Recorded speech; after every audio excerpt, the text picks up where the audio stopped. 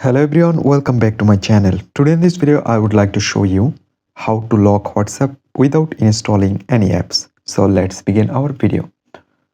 So first of all, you just need to open on your settings. Right now scroll down, select apps.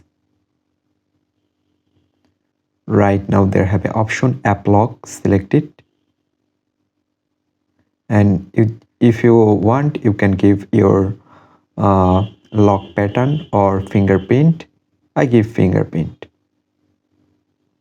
So right now I just need to find out WhatsApp.